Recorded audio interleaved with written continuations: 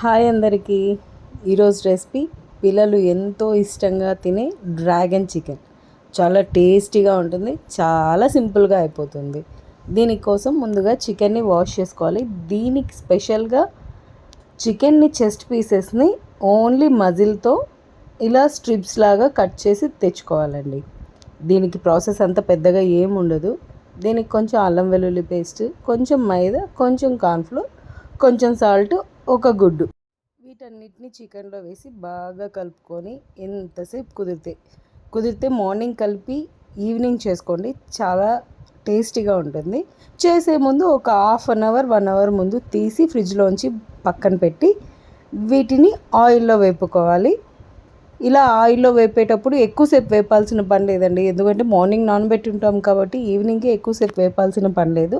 ఒక 5 మినిట్స్ వేపుకున్నా సరిపోతుంది. ఎక్కువసేపు వేపినా కానీ గట్టిగా అయిపోతుంది, చికెన్ సాఫ్టీగా ఉండదు. ఇలా చికెన్ని బాగా వేపుకొని పక్కకు తీసుకొని దీనికి ఒక 5-6 వెల్లుల్లి, ఒక 2 పచ్చిమిర్చి, కొంచెం అంత కారం, కొంచెం అంత గరం మసాలా, ఉప్పు, soya sauce, chilli sauce, vinegar తీసుకోండి. అలాగే కొంచెం కొత్తిమీర, పుదీనా కూడా కట్ చేసి పెట్టుకొని, అల్లం వెల్లుల్లి పేస్ట్, కరివేపాకు, వీటన్నిటిని తీసుకొని మనం చికెన్ వేపుకున్న ఆయిల్లోనే ఫస్ట్ వెల్లుల్లి, పచ్చిమిరపకాయ వేసి అది కొంచెం రోస్ట్ అయిన తర్వాత కరివేపాకు కూడా వేసి అంత వేగిన తర్వాత ఫస్ట్ వెనిగర్ వేసి దాంట్లో స్పైసెస్, టమోటా సాస్, మనం తీసుకున్న ఐటమ్స్ అన్నిటినీ కూడా వేసి బాగా వేపుకొని ఆ పచ్చివాసన పోయిన తర్వాత వేపుకొని ఒక స్పూన్ షుగర్ యాడ్ చేయండి.